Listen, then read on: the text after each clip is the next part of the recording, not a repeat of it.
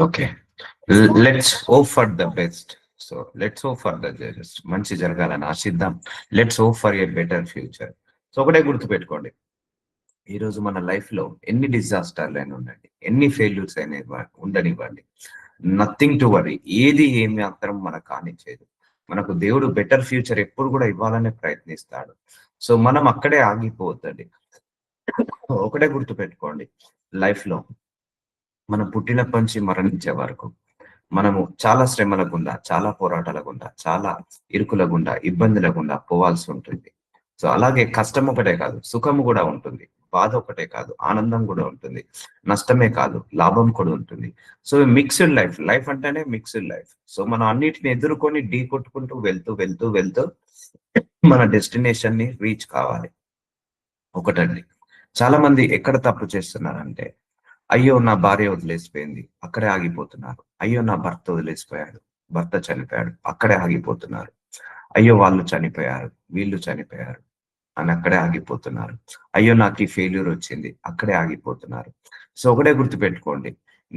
నిన్నెవరన్నా వదిలేసి వెళ్ళినా, ఎవరైనా నిన్ను వదిలించుకొని వెళ్ళినా, ఎవరు ఉన్నా లేకపోయినా మన జీవితం సాగాలి. ఫెయిల్యూర్స్ ఉన్నా మన జీవితం సాగాలి.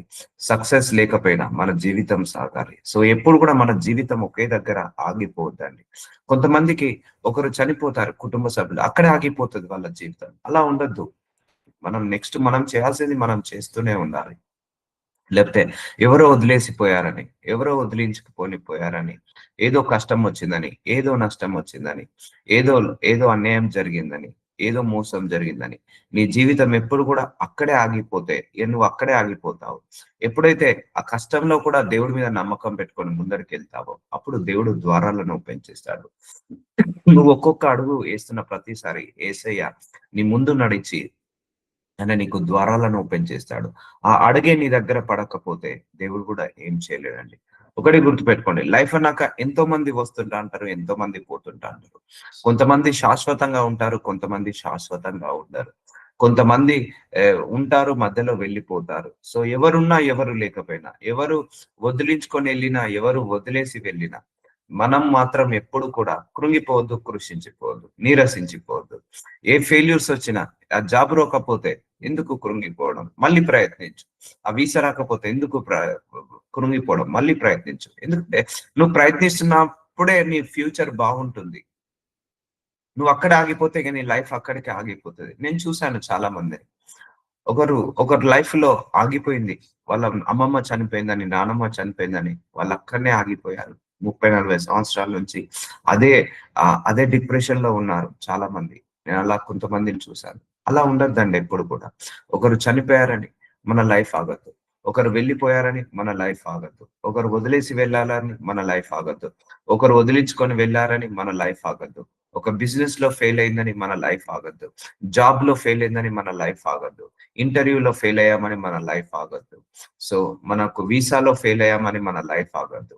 సో మనం ఏం చేయాలి? ప్రయత్నిస్తూనే ఉండాలి, ప్రయత్నిస్తూనే ఉండాలి, ప్రయత్నిస్తూనే ఉండాలి. అక్కడే వదిలేయద్దు, అక్కడే కూర్చోద్దు, అక్కడే డిసప్పాయింట్మెంట్, డిమోటివేషన్ లో ఉండద్దు. ఎమోషనల్ గా వీక్ ఉండద్దు మనం ఎప్పుడు కూడా. Be strong always emotionally. Emotional గా చాలా స్ట్రాంగ్ గా ఉండాలండి. లేకపోతే అపవాది చాలా మనల్ని ఆగం చేస్తాడు ఎమోషనల్ గా వీక్. చూద్దాము.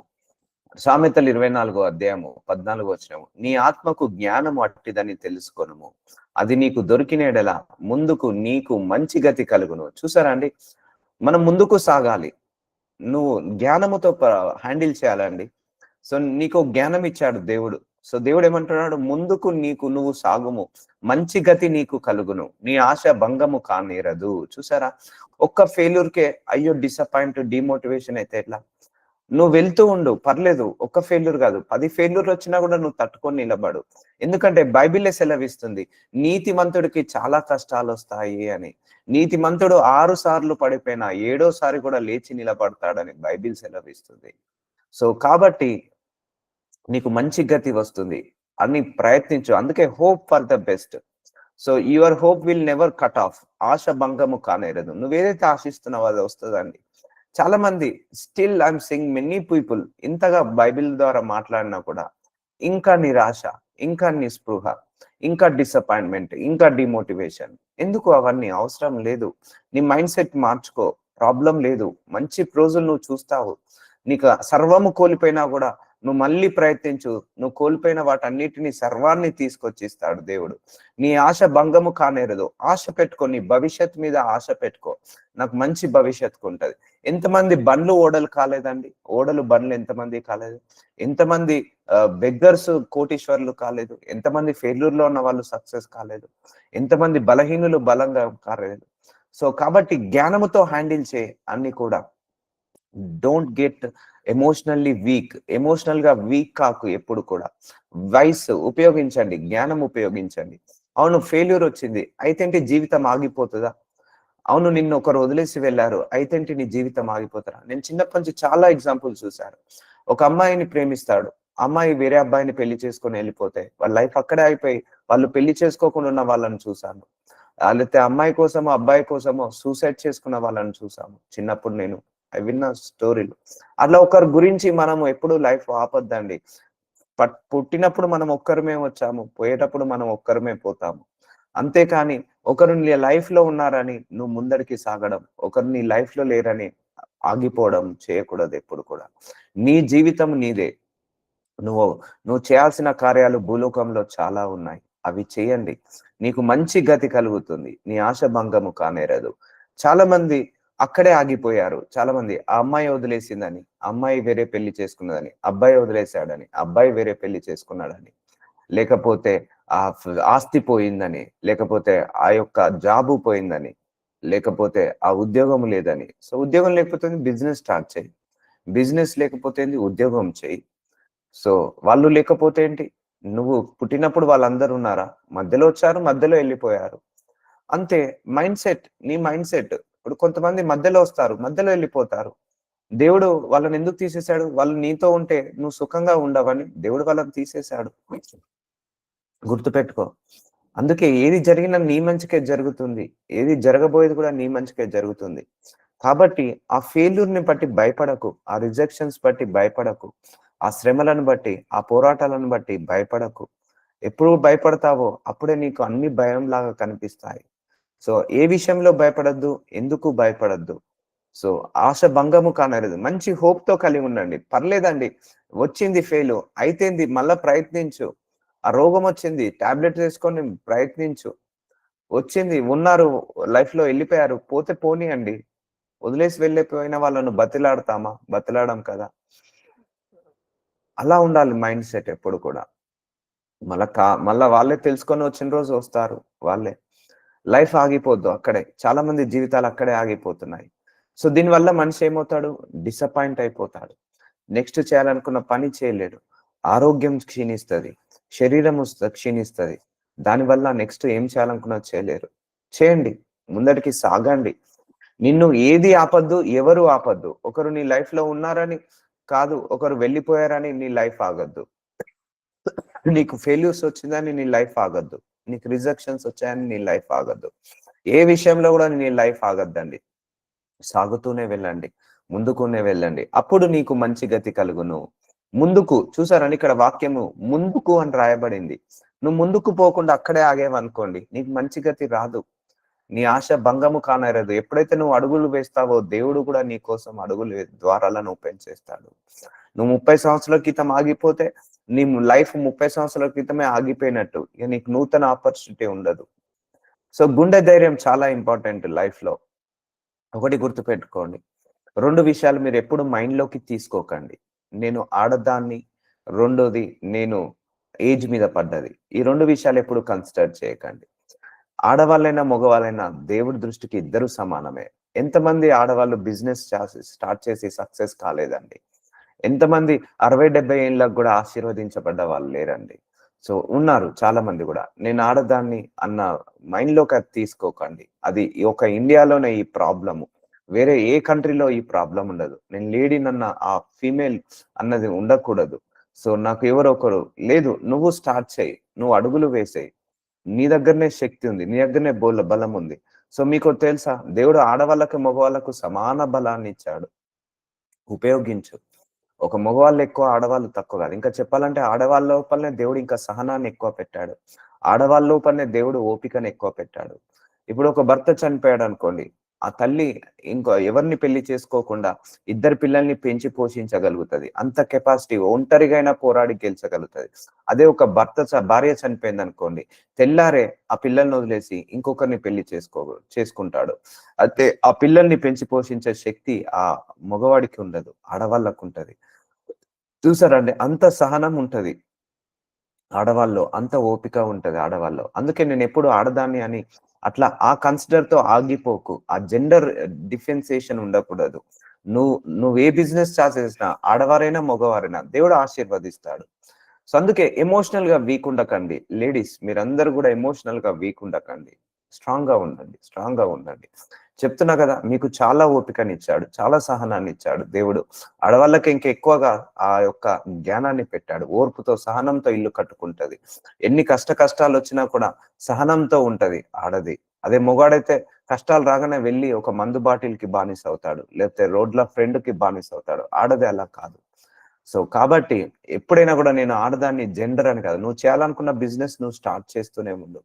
సో, అండ్ ఇంకొకటి ఏజ్. నా ఏజ్ ఇంతయింది. ఈ ఏజ్‌లో నేనేం బాగుపడతాను. అలా ఎప్పుడు అనుకోవద్దు.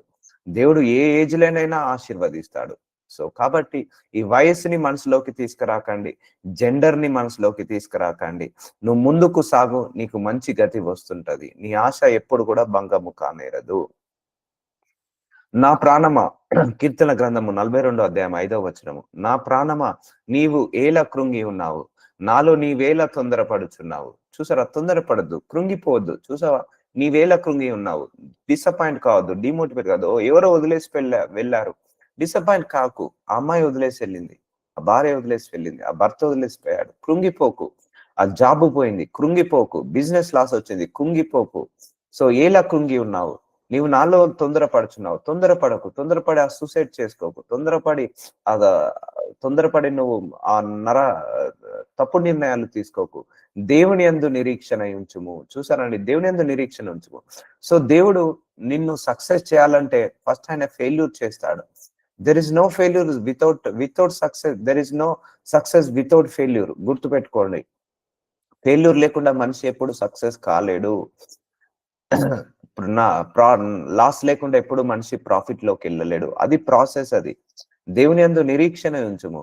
ఆయన్నే నా రక్షణకర్త అనియు, హోప్ ఇన్ గాడ్ అంటారు. అని నా దేవుడు అనియు చెప్పుకొనుచు ఇంకను నేను ఆయనను స్తుతించెదను. సో, నీ కష్టాల్లో కూడా దేవుణ్ణి స్తుతించు. నీ బాధలో కూడా దేవుణ్ణి స్తుతించు. దేవుణ్ణి వదిలిపెట్టొద్దండి ఎప్పుడు కూడా. నీకు ఫెయిల్యూర్ వచ్చింది. ఇక నాకు దేవుడు, నేను ఎగ్జామ్ రాసాను. నాకు వస్తదనుకున్నాను, రాలేదు. నేను ఇంటర్వ్యూకెళ్ళాను, వస్తదనుకున్నాను, రాలేదు. ఇక నేను దేవుడి మీద ఆధారపడేందుకు వేస్ట్. నా భర్త వస్తాడనుకున్నాను, రాలేదు. దేవుడి మీద ఆధారపడడం ఎందుకు, వేస్ట్ అని అనుకోవద్దు ఎప్పుడు కూడా. దేవుడి మీద ఆధారపడడం ఒక ఆశీర్వాదం అండి. సో, నిన్ను కావాలనే దేవుడు కొన్ని సందర్భాల్లో చుట్టూ ఉన్న పరిస్థితులను టైట్ చేస్తాడు ఆయన మీద ఆధారపడాలని. కావాలనే దేవుడు కొంతమందిని మన లైఫ్ లోంచి తీసివేసేస్తాడు. కొంతమందిని దూరం చేస్తాడు. ఎందుకు? మనందరము మనుషులకు దగ్గరగా ఉన్నప్పుడు దేవుడికి దగ్గరగా కాలేమండి. మనుషులు దూరం అయితేనే దేవుడి విలువ తెలుస్తది. మనుషుల మీద ఆధారపడితే దేవుడి మీద ఆధారపడలేము. అందుకే దేవుడు కొన్ని సందర్భాల్లో నీకెవరి సహాయం లేకుండా చేస్తాడు. ఆయన సహాయం పొందుకోవాలని, ఆయన దగ్గరికి రావాలని దేవుడు నిన్ను ఆ సిట్యుయేషన్ గుండా తీసుకెళ్తాడు. కాబట్టి నీ నిరీక్షణ దేవుడి మీద ఉంచు. సో, ఆయన నీ రక్షణకర్త. ఆయనే నీ దేవుడు. ఇంకను ఆయనను స్తుతించు. ఆ కష్టాల్లో గూడా స్తుతించు. ఆ బాధల్లో గూడా థాంక్స్ చెప్పు. ఒకటే గుర్తుపెట్టుకోండి, దేవుడు ఎప్పుడు కూడా ప్రతి కష్టం వెనకాల ఒక సుఖాన్ని దాచిపెడతాడు. ప్రతి నష్టం వెనకాల ఒక లాభాన్ని దాచిపెడతాడు. ప్రతి శ్రమ వెనుక ఒక ఆశీర్వాదాన్ని దాచిపెడతాడు. ప్రతి పోరాటాల వెనుక ఒక దీవెనను దాచిపెడతాడు. అర్థమవుతుందా అండి? సో, నీకు ఈరోజు కష్టమని నువ్వు అనుకుంటున్నావు. దేవుడు నిన్ను ఆశీర్వదించడానికి తీసుకెళ్తున్నాడు. ఆ వాగ్దాన భూమికి తీసుకెళ్తున్నాడు. అది కష్టంలాగా ఫీల్ కాకు. It's a process. It's a process. Process ఇదంతా కూడా. సో, కాబట్టి నువ్వు ఈ ప్రాసెస్‌లో ఎక్కడ కూడా నీరు కారిపోవద్దు, నీరసించిపోవద్దు. నువ్వు నిరీక్షణ కలిగుండు దేవుడి మీద. Hope in God is very, very important అండి. దేవుడి మీద నిరీక్షణ కలిగి ఉండాలి. Today maybe your situation is bad. Today your situation may be worst. But tomorrow you will get the bright future. ఆ హోప్‌తో బ్రతకండి. రేపు నీకు మంచి జరుగుతదని బ్రతకండి. నీకు ఈ రోజు నుంచే నీకు మంచి రోజులు వచ్చాయండి, బ్రతకండి. ముందుకు సాగండి. నేను అదే అంటున్నాను. ముందుకు సాగండి. ఆ అమ్మాయి వదిలేసిందని, ఆ అబ్బాయి వదిలేసాడని, ఆ భర్త వదిలేసాడని, ఆ భార్య వదిలేసిందని, వాళ్ళు వదిలించుకొని వెళ్లారని ఎప్పుడు కూడా నువ్వు భయపడకు. ఎప్పుడు కూడా బాధపడకండి. వెళ్ళే వాళ్ళు వెళ్తారు, వస్తే వాళ్ళు వస్తారు. సో వెళ్ళిన వాళ్ళ గురించి బాధపడకు, వచ్చారని సంతోషించకు. న్యూట్రల్ గా ఉండు. న్యూట్రల్ గా ఉండు. స్ట్రాంగ్ మైండ్ సెట్ గా ఉండు. నేను చాలా మంది కోల్పోతున్నారండి. బంగారు లాంటి భవిష్యత్తుని కోల్పోతున్నారు. ఆలోచించే విధానం లేక. సో వదిలేసాడు. ఆ భర్త వదిలేసిపోయాడు. ఏం చేస్తాం? చచ్చిపోతామా? తెలియ మూర్ఖుడు వచ్చాడు లైఫ్ లోకి. ఏం చేద్దాం? మనం బ్రతకడం ఆగేద్దామా? సో జీవితం మనం బ్రతకాల్సిందే కదా! ఒకరొచ్చారు, ఒకరు వెళ్ళిపోయారని మన లైఫ్ ఆగకూడదు. ఒక ఫెయిల్యూర్ వచ్చిందని, ఒక రిజెక్షన్ వచ్చిందని మన లైఫ్ ఎప్పుడు కూడా ఎక్కడ కూడా ఆగకూడదండి. కంటిన్యూగా వెళ్తూనే ఉండాలి. కంటిన్యూగా ప్రయత్నిస్తుండాలి. నువ్వు 6 సార్లు పడిపోయినా, 7 సారి నువ్వు లేవాలి. 10 సార్లు పడిపోయినా, 11 సారి కూడా లేవాలి. 100 సార్లు పడిపోయినా, 101 సారి కూడా లేవగలగాలి. అంత ధైర్యం ఉండాలి. సో నువ్వు లేచిన ప్రతిసారి దేవుడు నిన్ను చూసి నవ్వుకోడు. లేపుతూనే ఉంటాడు. వాగ్దానము చేసిన వాడు నమ్మదగిన వాడు. సో చూసారా అండి, మన దేవుడు నమ్మదగిన వాడు. హెబ్రీయులకు రాసిన 10వ అధ్యాయం 23వ వచనము. ఆయన నమ్మదగిన వాడండి. ఆయనను మనల్ని వదిలిపెట్టాడు, గుర్తుపెట్టుకోండి. తల్లి విడిచిన, తండ్రి విడిచిన, భర్త వదిలేసిన, భార్య వదిలేసిన, నీకు ఎన్ని ఫెయిల్యూర్స్ ఉన్నా, ఎన్ని కష్టాలున్నా ఆయన మాత్రం నిన్ను వదలడు. సో గాడ్ మీద హోప్ పెట్టుకో ఎప్పుడు కూడా. చాలా మంది ఇక్కడే తప్పు చేస్తున్నారండి. It's nothing will happen. ఎక్కువగా ఆలోచిస్తున్నావు నువ్వు అంతే. ఎక్కువగా భయపడుతున్నావు నువ్వు అంతే. ఏమైతుందండి? ఒక ఇంటర్వ్యూకి వెళ్తాము, ఫెయిల్ అయింది. మళ్ళీ రెండో ఇంటర్వ్యూ అటెండ్ గా ఫెయిల్ అయింది. మూడో ఇంటర్వ్యూ అటెండ్ గా ఫెయిల్ అయింది. 10వ ఇంటర్వ్యూ అటెండ్ గా ఫెయిల్ అయింది. 11వ ఇంటర్వ్యూ అటెండ్ గా అప్పుడు సక్సెస్ రావచ్చు నువ్వు. ఆ ఒక్క ఇంటర్వ్యూ, 2 ఇంటర్వ్యూ దగ్గరనే కూర్చుంటే ఎలా? నేను అటెండ్ అయ్యానండి. మోర్ దెన్ 10 ఇంటర్వ్యూస్ అటెండ్ అయ్యాను. More than 10 interviews rejected. అర్థం కాలేదు. ప్రేయర్ చేసుకున్నాను, ప్రయత్నించాను. ప్రేయర్ చేసుకున్నాను, ప్రయత్నించాను. So one day I got success. So అలా ఒక్క దగ్గరనే ఆగిపోతే ఎలా? దేవుడున్నాడు. దేవుడున్నాడు కాబట్టి నీకు ఆ ఫెయిల్యూర్స్ వచ్చాయి. గుర్తుపెట్టుకోండి. ఆ ఫెయిల్యూర్స్ లో దేవుడు ఒక మహిమను తీస్తాడు. ఆ రిజెక్షన్స్ లో ఒక మహిమను తీసుకొస్తాడు. దేవుడు ఎప్పుడు ధనవంతుల పక్షాన ఉండడండి. ఎవరైతే ఫెయిల్ అయి ఉంటాడో వాళ్ళ పక్షాన ఉంటాడు. ఎవరైతే కష్టాల్లో, కన్నీల్లో, బాధలో ఉంటారో వాళ్ళ పక్షాన నిలబడతాడు దేవుడు. వాళ్ళతోటే ఉంటాడు దేవుడు. మనుషుల లెక్క కాదండి. మనుషుల లెక్క కాదు. సో అందుకే మన దేవుడు నమ్మదగిన వాడు. హోప్ పెట్టుకో దేవుడి మీద. ఆయన నిన్ను వదలడు. ఆ టెంపరరీ కష్టాల వల్ల భయపడకు. ఆ టెంపరరీ బాధల వల్ల భయపడకు. అయ్యో వాళ్ళు వదిలేశారు, వీళ్ళు వదిలేస్తే వదిలేనివ్వండి. అట్లా బ్రతకాలి మనం ఎప్పుడైనా కూడా. అర్థమవుతుందా? మధ్యలో వచ్చిన వాళ్ళు మధ్యలోనే వెళ్ళిపోతారు కొంతమంది. కొంతమంది మధ్యలో వచ్చిన వాళ్ళు చివరి వరకు ఉంటారు. కొంతమంది మొదట్లో ఉన్న వాళ్ళు మధ్యలో వదిలేసిపోతారు. సో అర్థమవుతుందా అండి? చాలా మందికి ఈ వర్రీ ఎక్కువుంది. అలా వర్రీ కావద్దు. మన నిరీక్షణ విషయం మనం మెప్పుకొనుచున్నది నిశ్చలముగా పట్టుకొందుము. సో నిశ్చలంగా పట్టుకో. నీ ప్రయత్నాలు పట్టుకో. నువ్వు టీచర్ జాబ్ కొట్టాలా? 100 సార్లైనా రాయి. కొట్టు నువ్వు ఒకరోజు టీచర్ జాబ్. ఇప్పుడు చాలా మంది ఐపీఎస్ ఆఫీసర్లు ఉన్నారు కదండి ఇప్పుడు మన లోకంలో. వాళ్ళు ఒక్కసారి రాసి ఐఏఎస్ ఆఫీసర్లు అయిన వాళ్ళు కాదండి వాళ్ళు. ఒక 10 సార్లు, 15 సార్లు రాసి ఐఏఎస్ ఆఫీసర్లు అయిన వాళ్ళు ఉన్నారు. 10 సార్లు రాసి ఐపీఎస్ ఆఫీసర్లు అయిన ఉన్నారు. ఒక్కసారి రాసి వదిలేయడం కాదు. 2 సార్లు రాసి వదిలేయడం కాదు. టీచర్ జాబ్ రాసావు, ఆశించావు, రాలేదు. అయితేంటి? మళ్ళీ అప్లై చేయి. లేకపోతే ఆ ఉద్యోగానికి అప్లై చేసావు, రాలేదు. అయితేంటి? మళ్ళీ అప్లై చేయి. మన దేవుడు నమ్మదగిన వాడండి. సో ఈ భూలోకంలో చాలా మంది సక్సెస్ అయిన వాళ్ళంతా కూడా 10 సార్లు, 20 సార్లు ఫెయిల్ అయిన వాళ్ళే సక్సెస్ అయిన వాళ్ళు ఉన్నారు. ఆ ఫెయిల్ అయినప్పుడు నువ్వు అక్కడే ఆగిపోవద్దు. అది నీ బిగ్గెస్ట్ మిస్టేక్. గుర్తుపెట్టుకో. ఎవరితోటి లింక్ చేసుకోకు నీ లైఫ్ ని. ఒకరి వల్ల నీ లైఫ్ బాగుంటుంది, ఒకరి వల్ల నీ లైఫ్ ఆగిపోతుంది, అలా ఎప్పుడు అనుకోవద్దు. నీ లైఫ్ నీదే. నీ లైఫ్ నువ్వే జీవించాలి. చచ్చే వరకు జీవించాలి మనం. జీవించినంత మాత్రం మరణించకుండా చావాలి. అర్థమవుతుందా? అందుకే మెప్పుకొన్నది నిశ్చలంగా పట్టుకొందుము. పట్టుకో నువ్వు. నీకు ఆ జాబ్ వచ్చే వరకు అలాగే పట్టుకో. నీ పరిస్థితులు బాగు మారే వరకు అలాగే పట్టుకో. లీవ్ చేయకు. ఎప్పుడైనా కూడా ఆ హోప్‌ను వదులుకోకు. ఆ హోప్‌ని ఎప్పుడు కూడా వదులుకోకు. నిరీక్షణను వదులుకోకు. నీ ప్రయత్నాలను వదులుకోకు. పర్లేదండి. 100 సార్లు ఫెయిల్ అయినా పర్లేదు. 101 సారైనా నిలబడు. పర్లేదు. ఆ గుండె ధైర్యంతో ఉండండి. గుండె ధైర్యంతో ఉండండి. చాలా మంది జీవితాలు నాశనం చేసుకుంటున్నారు. ఎలా హ్యాండిల్ చేయాలో తెలియక. నాశనాలు చేసుకోకండి జీవితాలు. ఏమి కాదు. ఏది ఏమాత్రం ఏం కాదు. సో నీకు 100 కోట్లు ఆస్తుండే, పోయింది, సరే పోయిందని బాధపడడం ఎందుకు? బాధ ఉంటే ఒక రోజు బాధపడు, పర్లేదు. సూర్యుడు అస్తమించే వరకు ఆ బాధ తీసేసుకొని వాట్ నెక్స్ట్? మళ్ళీ నేను 200 కోట్లు ఎలా సంపాదించాలి అని ఆలోచించు. ముందడుగే, ఫెయిల్యూర్స్ వస్తాయి, అయినా ముందడుగే, ఫెయిల్యూర్స్ వస్తాయి, ధైర్యంగా మళ్ళా ముందడికెళ్ళి సక్సెస్ ఎందుకు రాదు? అర్థమవుతుందా అండి? ఫెయిల్యూర్ అయిందని అక్కడే డిసప్పాయింట్ కాకు. సో మన doctor is a psychiatrist doctor also. మన డాక్టరు మన మన దేవుడు సైకియాట్రిస్ట్ దేవుడు కూడా. సో సైకలాజికల్ గా నువ్వు హీల్ చేసుకో, ట్యూన్ చేసుకో. మనం చనిపోయే వరకు బ్రతకాల్సిందే. అలా ఒకరు ఉన్నారని ఒకరు లేరని మన లైఫ్ ఆగొద్దు. నేను ఒకరిని నుంచి పిచ్చి పట్టి ఉంది ఒక లేడీకి. ఎందుకు పిచ్చి పట్టింది అంటే చిన్నప్పుడు వాళ్ళ నానమ్మతోటో అమ్మమ్మతోటో రిలేషన్ లో ఉండేది, అంటే బాగా అటాచ్మెంట్ ఉండేది. 8 సంవత్సరాలకే వాళ్ళ నాయనమ్మను అమ్మమ్మను చనిపోయింది. డిస్ప్రెషన్ అయ్యి డిసప్పాయింట్ అయ్యి ఆమె పిచ్చి పట్టేసింది. చిన్నప్పుడే సైకలాజికల్ గా ఎఫెక్ట్ పడింది. ఆమె 40 సంవత్సరాల నుంచి అదే లైఫ్ లో ఉంది. 40 సంవత్సరాలు అండి. నాకు చాలా బాధేసింది. ఆమె లైఫ్ ఇక వేస్ట్ అన్నట్టే. పెళ్ళైంది, మళ్ళీ పిల్లలు ఉన్నారు, అయినా కూడా పెళ్లి చేసేసారు అలా కూడా. సో పిల్లలు పుట్టారు, అలా కూడా ఆమె పిచ్చిగానే ఉంది. సో చూసారా, ఆమె అమ్మమ్మ నాయనమ్మ చిన్నప్పుడు ఎప్పుడో చనిపోయిందని ఆమె లైఫ్ అక్కడే ఆగిపోయింది. సో అలా ఆగొద్దండి. భర్త వదిలేశాడని ఆగొద్దు. సో ఎవరో లవరు ప్రేమించాడు, వదిలేశాడు మోసం చేసి, ఆగొద్దు. Move forward. ఇక్కడ మనుషులందరూ ఇక్కడే కోల్పోతున్నారు. పట్టుకో, నువ్వు లైఫ్ ని గట్టిగా పట్టుకో, నీ హోప్ ని గట్టిగా పట్టుకో, నువ్వు చేస్తున్న ఉద్యోగ ప్రయత్నాలను గట్టిగా పట్టుకో, నువ్వు చేస్తున్న కుటుంబ సమస్యలను వదిలేయాలని గట్టిగా పట్టుకో, నీ ప్రయత్నాలను గట్టిగా పట్టుకో. డిసప్పాయింట్ కాకు, డిమోటివేట్ కాకు. మళ్ళీ చెప్తున్నా, ఒకరు ఉన్నారని ఒకరు లేరని నీ లైఫ్ ఎప్పుడు ఆగద్దు. ఒక బిజినెస్ లాస్ అయిందని నీ లైఫ్ ఆగిపోద్దు, నీ జాబ్ రాలేదని లైఫ్ ఆగద్దు. ఎప్పుడు ఆగదండి. మనం కూడా కాలంతో పాటు ప్రయత్నిస్తూనే ఉండాలి, ప్రయాణం చేస్తూనే ఉండాలి. నువ్వు దేవుడి మీద నమ్మకం పెట్టుకొని ముందరికి వెళ్ళిపోండి. సో నిశ్చలముగా పట్టుకుందాము. కొందరు మానుకొనుచున్నట్టుగా చూసారండి, మానుకోవద్దు, ఆ ప్రయత్నాన్ని మానుకోవద్దు. ఒకసారి టీచర్ జాబ్ రాసావు, రాలేదు, రెండోసారి రాయి, రాలేదు, మూడోసారి రాయి, నాలుగోసారి రావచ్చు కదా. మానుకోకు, నీ ప్రయత్నాన్ని మానుకోకు, నీ ప్రార్థనని మానుకోకు. నాకు తెలిసిన ఒక వ్యక్తి అండి, 11 సార్లు H1 వేశాడు. 11 సార్లు అంటే సంవత్సరానికి ఒకటేసారి H1. 11 సార్లు అంటే 11 సంవత్సరాలు H1 వేశాడు యుఎస్ కి. 12సారి వచ్చింది ఆయనకు, 12సారి వచ్చింది.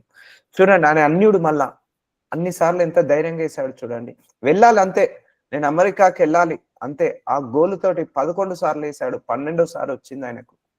ఒక ఆయన 7 సార్లు వేశాడు, 8వ సారి వచ్చేసింది. అన్నిలు వీళ్ళందరూ. మనమైతే ఒకసారి వేయగానే దేవుడి చిత్తము కాదు, రెండోసారి వేయగానే దేవుడి చిత్తం ఇది అస్సలే కాదు, మూడోసారి వేయగానే దేవుడికి అస్సలకే పట్టించుకోడు. అయ్యో, అన్యులకి ఇస్తున్నాడండి దేవుడు.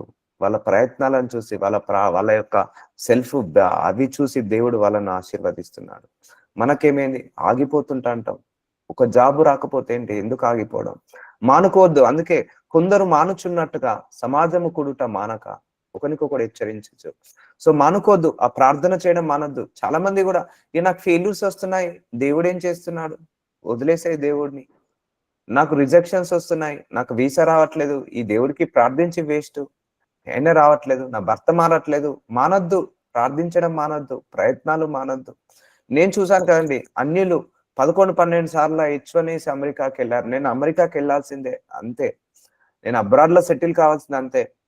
10 కాదు, 20 లక్షలు అప్పు చేసుకొని వెళ్ళిపోయిన వాళ్ళు ఉన్నారు, సెటిల్ అయిన వాళ్ళు ఉన్నారు.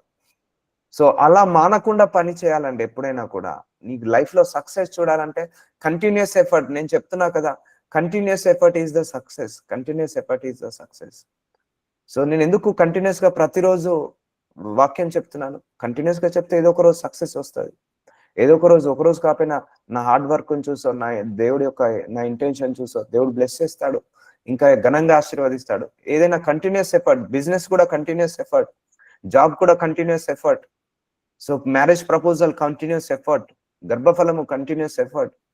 సో వెళ్తూనే ఉండాలి, ఆగద్దు, మానుకోవద్దు. ప్రార్థన ఆపద్దు, దేవుడికి ఇవ్వడం ఆపద్దు, అలాగే వాక్యం చదువుకోవడం ఆపద్దు, దాంట్లో నువ్వు చేసే ప్రయత్నాలు మానద్దు.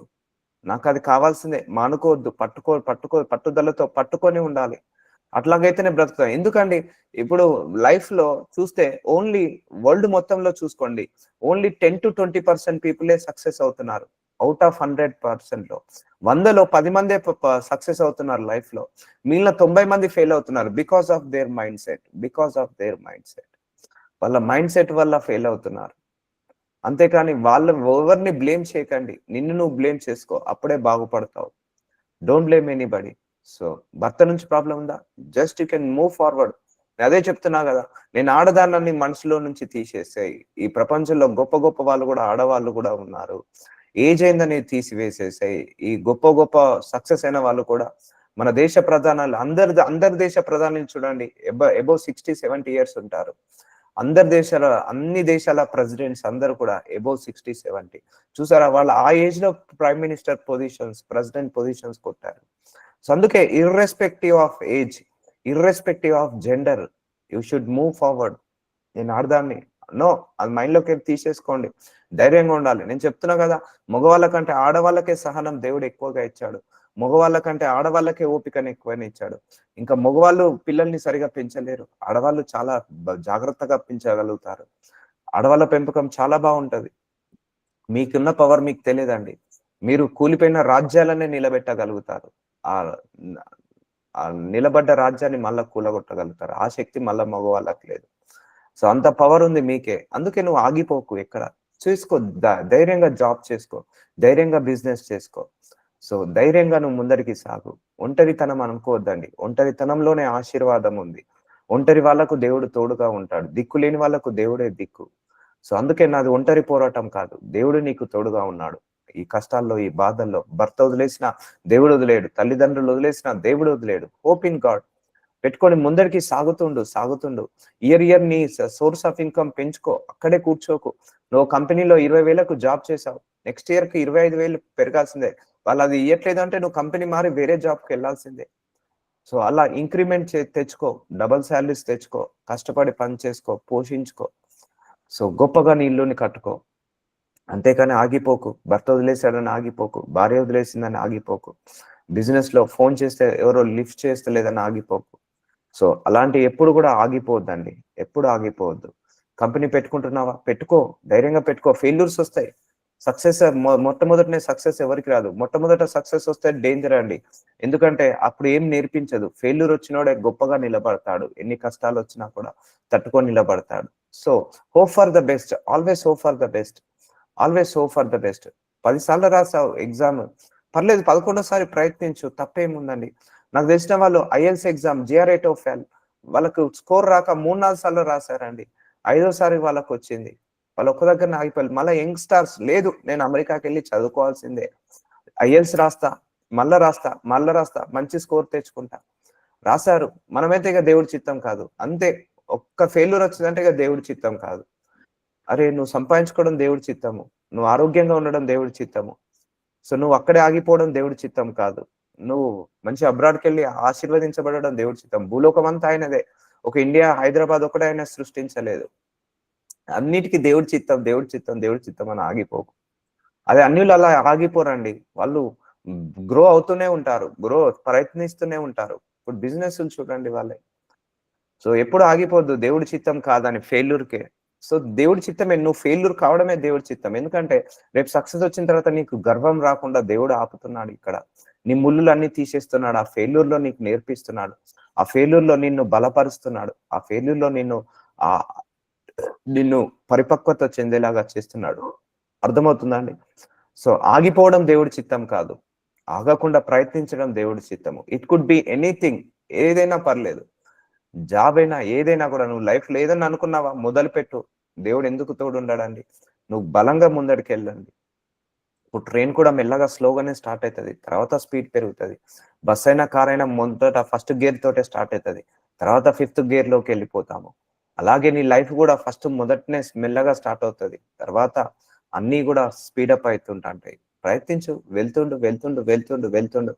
నీకు అవమానాలు వచ్చాయని ఆగకండి, నిందలు వచ్చాయని ఆగకండి, వాడో మాట అన్నాడు, వీళ్ళో మాట అన్నారని ఆగకండి, వాళ్ళు ఒక మాట అన్నారు, వీళ్ళు ఒక మాట అంటున్నారని ఆగకండి. మానకు కొందరు మానుకొనుచున్నట్టుగా కూడుట మానక. సో మానకు, నీ ప్రయత్నాలు మానకు, నీ ప్రార్థనలు మానకు.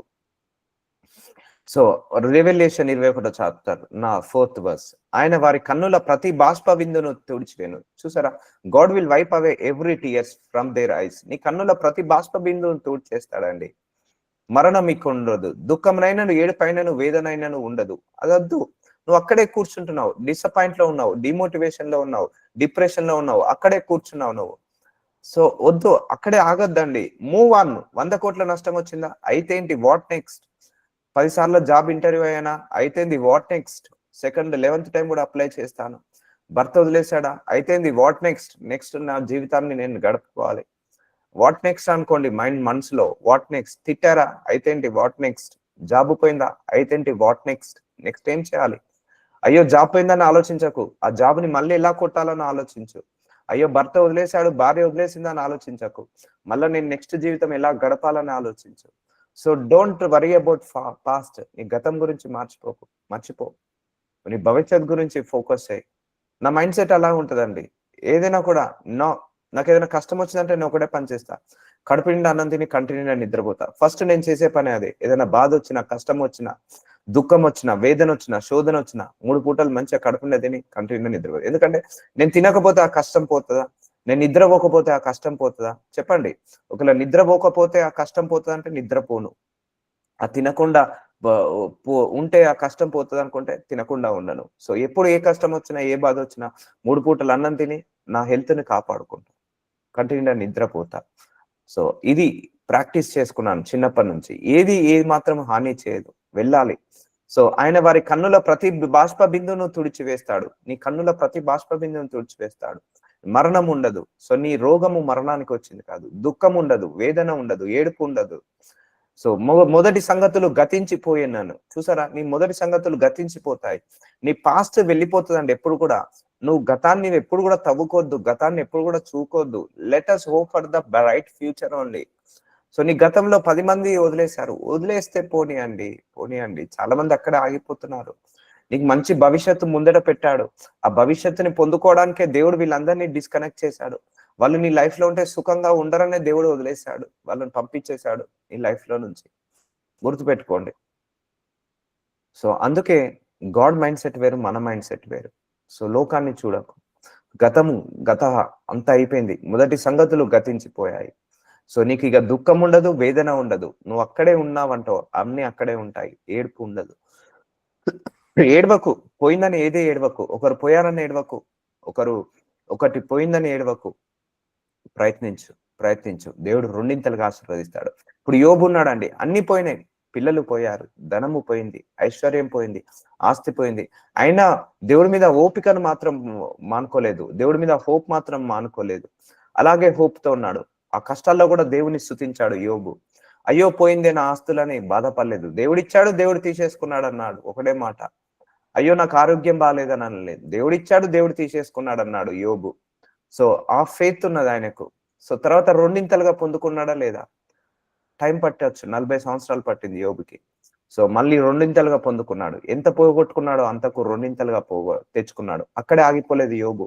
ప్రయత్నించాడు, ప్రార్థించాడు, దేవుడి మీద నమ్మకం పెట్టుకున్నాడు. మళ్ళీ దేవుడు ఇస్తాడని హోపుతో ఉన్నాడు. ఆ హోపు కాస్త నెరవేరింది. అందుకే నీ ఆశ భంగము కానేరదు. నువ్వు కూడా మంచి హోప్తో ఉండు. ఏం కాదు, నా దేవుడు దుఃఖ పెట్టాడు, నా దేవుడు నన్ను నెట్టివేయడు, నా దేవుడు నన్ను కృంగదీయనీయడు, నా దేవుడు నన్ను పైకి లేపుతాడు, నా ప్రతి బాష్ప బిందువును నా దేవుడు తుడుస్తాడు. ధైర్యంగా ఉండు.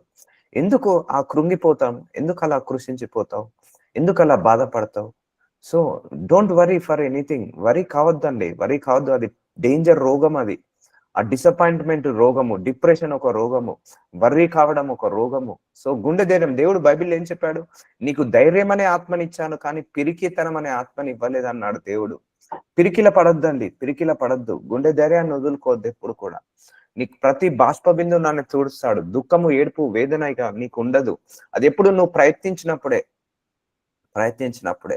సో ప్రయత్నిస్తుండు, ప్రార్థన చేసుకొని ప్రయత్నిస్తుండు. ఇట్లా నెట్టుకుంటూ వెళ్ళాలి ఆ సమస్యలను. ఏ సమస్య ఆపే శక్తి ఇంకా భూలోకంలో పుట్టలేదండి. నీ సమస్యను ఆపే శక్తి ఇంకా భూలోకంలో ఎవరికి లేదు. అందరు మీరు అపవాదని భయపడతారు కదా. నీకోటి తెలుసా అండి, అపవాది కంటే డబల్ శక్తి మన లోపల ఉంది. నీ మనోసంకల్పం గట్టిదైతే దేవుడు కూడా దిగి వస్తాడు. అవును, మానవుడి యొక్క ప్రయత్నాలు గట్టిగా అయితే దేవుడు మనసే మార్చుకుంటాడు. దేవుడే దిగి వస్తాడు మానవుడి యొక్క ప్రయత్నాలకు, మానవుడి యొక్క మనో సంకల్పాలకు. అపవాది ఆపలేడండి. నీకున్న ఆ విల్ పవర్, మన లోపల ఒక విల్ పవర్ ఉండాలి. దాన్ని ఏ అపవాది ఆపలేడు, ఏ శక్తి ఆపలేదండి ఆ విల్ పవర్. నువ్వు ఆగిపోయేంత వరకు ఏది ఆపలేదు. అలా ఉంటదండి విల్ పవర్. సో అందుకే నీ విల్ పవర్ ని పెంచుకో, బిల్డ్ చేసుకో. అందుకే నిన్ను ఆపే శక్తి ఏ అపవాదికి లేదు. అందరూ అపవాది లేడండి వాడు. వాడికి నీకంటే పవర్ తక్కువనే. వాడు నీ పాదాల కింద ఉన్నాడు. నువ్వు ఎక్కువ వాడిని హైలైట్ చేసుకోకు. నీ జీవితంలో ఫెయిల్యూర్ రాగానే అపవాది హైలైట్ చేసుకోకు. దేవుడు నీకు నేర్పిస్తున్నాడు. దేవుడు నీకు గొప్పవాణిగా చేస్తున్నాడు. ఎప్పుడు అనకండి నోటితోటి, ఇది అపవాది చేస్తున్నాడు, అపవాది శోధన పెడుతున్నాడు. కాదు, దేవుడు పరీక్షిస్తున్నాడు, నీ సామర్థ్యాన్ని పెంచుతున్నాడు. అంతేకాని ఎవ్రీథింగ్ ఈస్ ద లర్నింగ్ లాగా తీసుకోండి. సో కాబట్టి నిన్న ఆపే శక్తి ఒకటే గుర్తు పెట్టుకోండి, భూలోకంలో దేనికి లేదు, ఇంకా పుట్టలేదు కూడా నిన్న ఆపే శక్తి. ఏది పుట్టలేదు. ఎందుకంటే మనిషికి అంత సామర్థ్యాన్ని ఇచ్చాడండి. ఇప్పుడు సువార్త ప్రకటించే శక్తి దేవదూతలకు కూడా దేవుడు ఇవ్వలేదు, మనుషులకు ఇచ్చాడు సువార్త ప్రకటించే శక్తి. అపవాదికి లేదు సువార్త ప్రకటించే శక్తి, దేవదూతలకు లేవు. పరలోకంలో కోట్ల దేవదూతలు ఉన్నాయి. They should not speak gospel. ఇప్పుడు నేను ఇక్కడ వాక్యం చెప్తుంటే చుట్టూ దేవదూతలు వచ్చి కూడా వింటుంటా ఉంటాయి, అబ్బో దేవుడి గురించి ఏం చెప్తున్నాడో ఈ దైవజనుడు అని. అవునండి, మినిస్టరింగ్ ఏంజెల్స్ వస్తాయి మనం వాక్యం వింటున్నప్పుడు, వాక్యం చెప్తున్నప్పుడు భూలోకంలో. ఎందుకంటే వాటికి బైబిల్ ప్రీచ్ చేసే శక్తి లేదు, వాటికి వింటాయి, అవి కూడా వచ్చి వింటాయి. సో గొప్ప స్వరముతో చెప్పుకుంటా వింటిని. So don't worry for anything.